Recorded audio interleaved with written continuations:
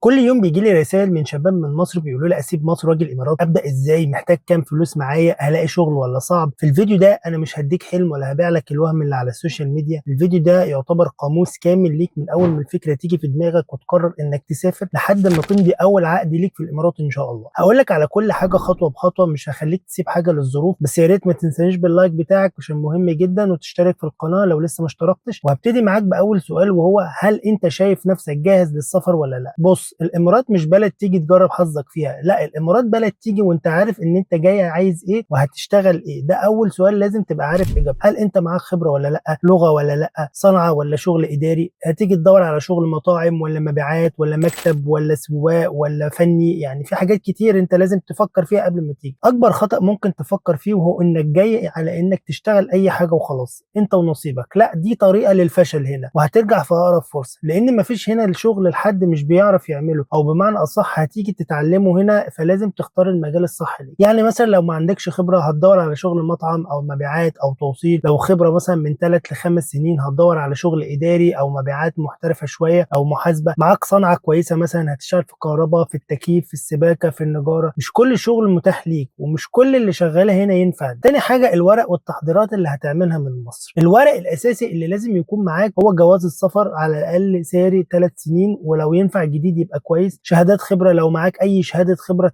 تعرف تجيبها هاتها معاك هتنفع. طبعا المؤهل بتاعك، ويا ريت لو باللغه الانجليزيه، دي مهمه قوي طبعا، عشان انا غلطت وما عملتش نسخه باللغه الانجليزيه. ولما كنت بعمل مقابله مع اجانب ويشوفوا الشهاده بالعربي بيبان انك مش جدير بالوظيفه لانهم مش فاهمين الشهاده. طبعا سي في محترم باللغه الانجليزيه يكون بسيط وبلاش الوان فيه او خطوط عريضه. صوره شخصيه، وطبعا تصور كل الورق اللي معاك دي PDF وتحطه على الايميل بتاعك او جوجل درايف. طب بالنسبه لتصديق الشهادات ايه؟ مش مطلوب لكل الشغل. يعني لو انت بتدور على شغل اداري سواء بقى هندسه او محاسبه او طب او صيدله او تمريض او تدريس، فده لازم توثق الشهادات بتاعتك في الخارجيه المصريه والسفاره الاماراتيه في مصر. ده لو انت جاي تدور على شغل بشهادتك. لكن لو مش ناوي تشتغل بالشهاده وعندك خبره مثلا في مجال تاني، فانت مش محتاج تصدق حاجه. نيجي لاهم حاجه وهي الفلوس المطلوبه منك وانت مسافر، غير طبعا الفلوس اللي انت محتاجها لاجراءات السفر، وهنحسبها مع بعض. اول حاجه تذكره طيران تقريبا بتبتدي من 15000 جنيه. تاني حاجه تاشيره سياحه تقريبا 10000 جنيه او 800 درهم على حسب. دول مصاريف محتاجهم قبل ما تسافر. اما بقى الفلوس اللي انت محتاجها وانت مسافر فدي ما تقلش عن 1000 دولار، يعني 3600 درهم عشان يكفوك الشهرين الزياره. منهم بقى هتدفع سكن في الشهر تقريبا في حدود 800 درهم كبدايه. مواصلات هتشتري كارت نول، ده بتقدر تركب بيه الباص والمترو في دبي تقريبا 350 في الشهر. الاكل والشرب مش اقل من 1000 درهم في الشهر، لانك مش هتطبخ، هتاكل جاهز وده مكلف جدا. اتصالات ونت تقريبا ب 250 في الشهر. فشوف الكلام ده في شهرين تقريبا ال 1000 دولار ممكن ما تكفيش كمان. فيا ريت تعمل حسابك اكتر من كده، لانك مش هتسيب حاجه للظروف ومش ضامن هتلاقي شغل امتى. فنصيحه، اللي مش معاه فلوس تكفيه شهرين على الاقل ده يعتبر بيلعب قمار وبيقول انا وحظي. التاشيره والسفر تيجي على ايه؟ هتيجي تاشيره شهر او شهرين اللي هي الزياره زي ما قلت في حدود ال 800 درهم. ما تجيش زياره على حد ولا تيجي من غير مده كفايه. اللي يقول لك تعالى بس وانا هظبطك او هتديله فلوس مثلا عشان يسفرك ويشغلك، اعرف انه نصاب وعايز يسوحك. لان بشوف تجارب قدامي ناس كتير بتدفع بال100,000 جنيه وعلى في مصر على اساس ان حد يسفره ويشغله. لان ببساطه ما فيش حد يقدر يشغل حد وهو في مصر. بالكتير قوي لو كريم يعني معاه هياخد منه الفلوس ويعمل له التاشيره بس، ولما يسافر ما يعرفوش وانت تتوه لوحدك في البلد. فخلي بالك من النقطه. تطلع الفيزا طبعا عن طريق اي مكتب سياحه في مصر يعمله لك، ولازم كمان تعمل التذكره الذهاب وعوده. بس في مكاتب سياحه بتعمل لك تذكره العوده وهميه، بس انا ما انصحكش تعمل كده، لان لازم انت تحط احتمال انك ممكن ما تتوفقش وممكن ترجع، فتكون التذكره موجوده وما تخالفش الفيزا وتقعد مخالف. حط دي في دماغك. اهم حاجه انك تعمل الاوراق دي كلها وتحضر حالك قبل السفر تقريبا بشهر تقريبا. دايما ادي لنفسك مسافه انك تحضر كل حاجه من غير ما تكون مستعجل عشان ما تنساش حاجه. طب ايه اهم وقت تيجي فيه الامارات؟ طبعا سوق العمل هنا في الامارات بيعتمد بشكل كبير على الجو العام في البلد. يعني في الامارات مثلا الجو بيبتدي يتحسن بشكل تدريجي من اخر شهر 11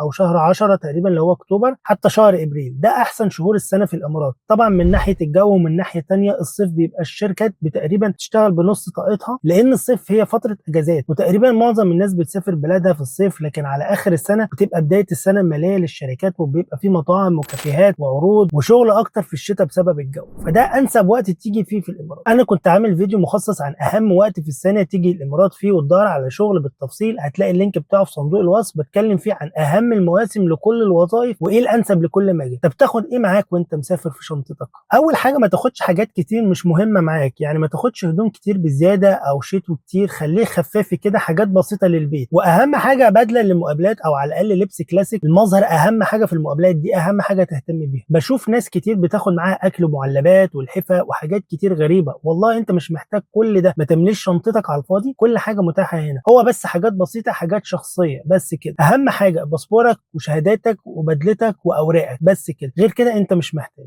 طب اعمل ايه علشان ابقى جاهز قبل ما اوصل للامارات؟ اول حاجه عشان توفر وقت، لان انت محتاج كل دقيقه وانت داخل البلد تكون محضر كل حاجه بحيث انك توصل للامارات تاني يوم على طول تدور على شغل. لازم تحضر سي في قوي يكون ما فيهوش الوان ولا خطوط عريضه ولا لعب كتير، يكون بسيط جدا فيه بياناتك الشخصيه واخر شغلانتين انت اشتغلتهم. وتحضر بروفايل قوي على لينكد ان وانديد، بس ركز على لينكد ان قوي لان ده اللي فيه الشغل للشركات المحترمه. ويكون بس كل حاجه واقفه على خط التليفون الاماراتي اللي انت هتشتريه اول ما توصل الامارات، بحيث انك تعمل ابديت للسي في وتحط الرقم علشان الناس تتواصل معاك. بشوف ناس كتير اصلا بتيجي تدور على شغل مش معاها لابتوب او مش مجهزه لسه السي في او بروفايل على موقع التوظيف، كده بتضيع وقت كتير قوي والفتره مش كبيره، فلازم تكون انت جاهز قبل السفر. كده تقريبا خلصنا اهم حاجه المفروض تعملها قبل السفر. السكن بقى في الامارات هتسكن فين لما توصل؟ طبعا موضوع السكن ده انت تكون عارف ومتفق ومظبط انت هتقعد فين من قبل ما انت توصل الامارات، وهقول لك ازاي بعد شويه. طبعا مبدئيا انت لازم تسكن في دبي قولا واحدا، لا تسكن في الشارقه ولا عجمان ولا اي مكان غير دبي، لانك هتنزل تدور على شغل في دبي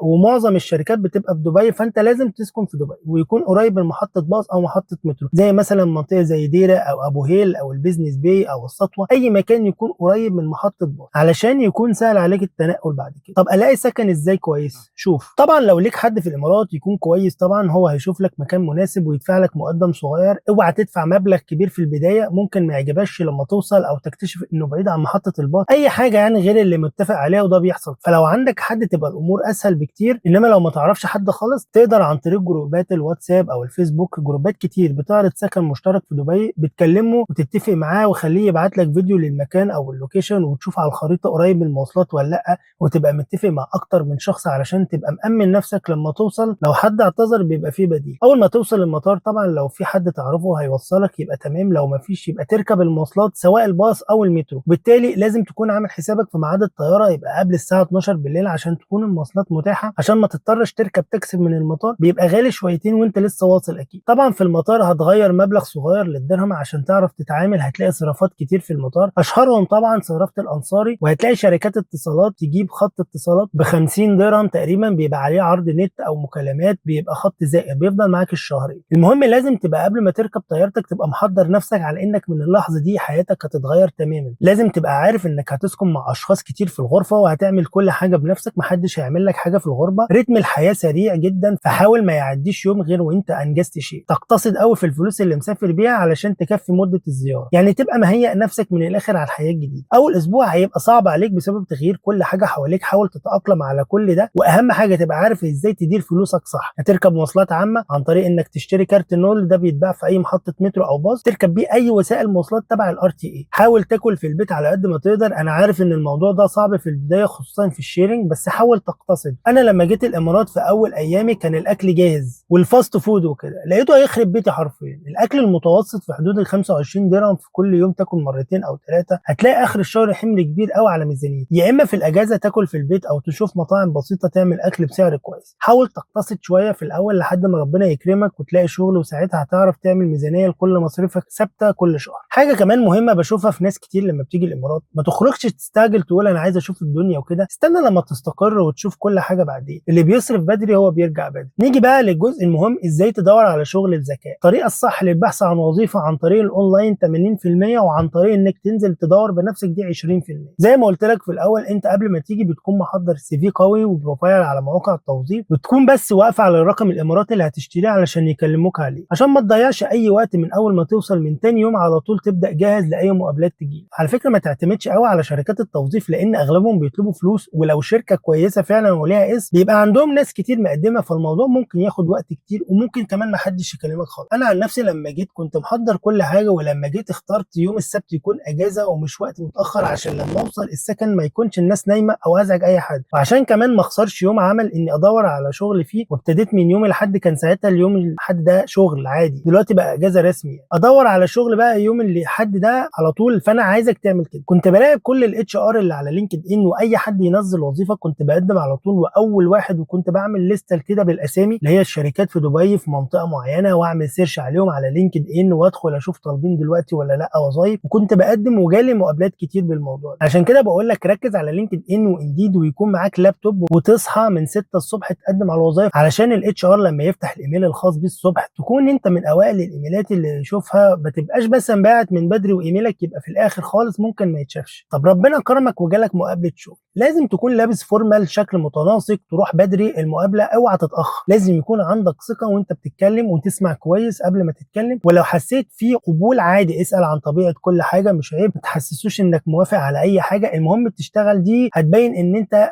عندك قله ثقه في نفسك. خلي بالك في ناس كتير بتلاقي شغل في اول اسبوع، وناس تانية في شهر، وفي ناس تانية في شهرين. اهم حاجه ان انت تكمل من اول يوم في الزياره زي اخر يوم بالظبط، نفس الطموح والاصرار انك تلاقي شغل، وان شاء الله هتلاقي. طب انت الحمد لله لقيت شغل، لازم تشوف الراتب هيكفيك ولا لا، او في اقامه ولا لا، او في ساعات عمل محدده ولا لا. كل حاجه بتبين الشركه دي كويسه ولا لا. لو الشركه قالت لك انت اللي هتدفع الاقامه، اعرف انها شركه على قدها جدا. لازم تقرا العقد كويس وتعرف ليك ايه وعليك ايه، وما توقعش غير لما تفهم كويس العقد. نصيحتي ليك بلاش استعجال ومقارنات مع حد غيرك، خليك في حالك وتكون مش بتاع مشاكل. حاول دايما تطور نفسك وتعلم انجليزي واعرف حقوقك. وعموما الفرص في الامارات ما بتخلص، هي بس عايزه واحد ذكي وانت بتدور على شغل، واللي فاهم صح هو اللي بيكمل، ويبقى بس توفيق ربنا قبل اي حاجه. ولو الفيديو ده عجبك اعتبره دليل تمشي عليه خطوه بخطوه. ما تنساش اللايك والاشتراك في القناه، هو اللي بيشجعني اعمل فيديوهات واقعيه اكتر. ولو عندك سؤال اكتبه لي في الكومنتات وانا هرد عليه. سلام.